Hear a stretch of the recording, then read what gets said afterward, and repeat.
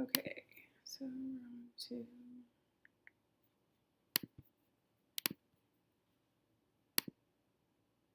Okay, so this is my instructional materials project. So my student was in kindergarten. So their level of functioning was, this student is one of the low-level functioning students. The student is below grade level, however, he or she is able to name all letters and most of the corresponding sounds. The student struggles when having to match a beginning word sound to the letter. So the disability of my student is that they are severely autistic.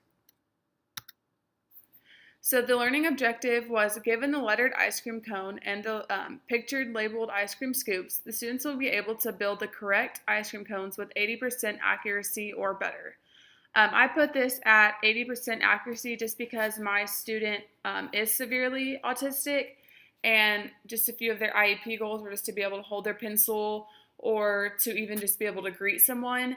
So I was actually surprised to see how well my student did with this activity, considering just some of the struggles that they're going through. And they did really good with this activity, which was really exciting.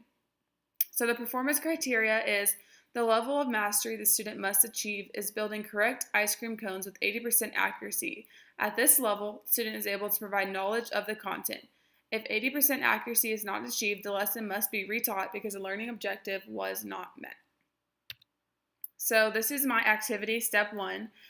The student will lay the ice cream cones on the desk so that they are able to see each letter on the cone. So the letters that I used were P, W, R, M, D, T, and S, which I thought was really interesting. As I was making these, I wasn't thinking about it, but my student did get the M and the W mixed up.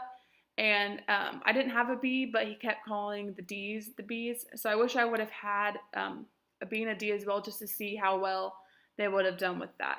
But overall, my student knew the letters, and he knew the sound for the letters. It was just difficult when having to put the beginning letter word sound when asked the word, the full entire word. So this is the activity, step 2. The student will sort through the stack of ice cream scoops. They will match the beginning letter of the picture to the corresponding letter on the ice cream cone. So on the left I have my stack of scoops with the different pictures, and then on the right I put kind of like what it would look like as a student is going through the activity, pulling out the different scoops and matching the ones that they know.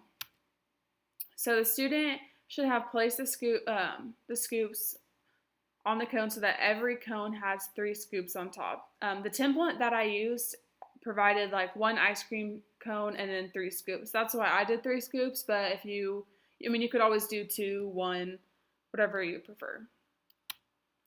So below is a link to the cutout of the ice cream cones and the scoops. I colored the cones and scoops on my own, and I also used cartoon images off of Google to find the pictures to cut out for the scoops. So what I did was I printed the cutout on cardstock because it's thicker and more durable than just like regular paper.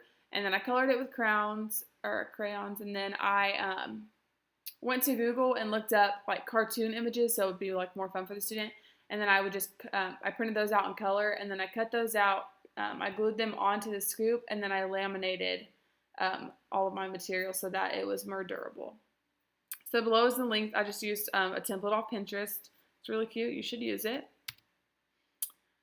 So the result is, the goal of this activity is for students to correctly understand how to break apart the beginning sound to a word. Younger autistic kids really struggle with their speech and being able to pronounce words. This allows them to look at a picture and to say the word out loud so that they are able to hear the beginning sound that they are looking for.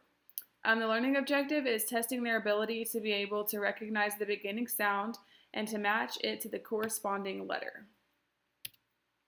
So the possible adaptations, my student was a low-level functioning student, so what I had to do for him was the teacher could work one-on-one with the student and sound the word out loud to them, which is what I had to do. I had to say like milk, like what sound do you hear at the beginning of milk, and have them tell me, and then kind of work with them to label each picture.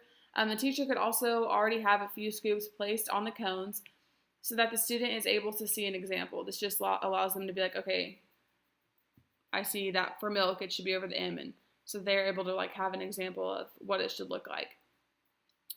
For higher level functioning students, the teacher could add in more cones and scoops and ask the student to match the beginning sound, middle sound, or end sound. So the teacher could have 3 different piles and be like, for this pile, I want you to match the beginning sound, and for this pile, I want you to match the middle sound, and then for this pile, I want you to match the end sounds. This is just able so the teacher is able to understand that the student is able to break apart one word and really differentiate between the different sounds in the word.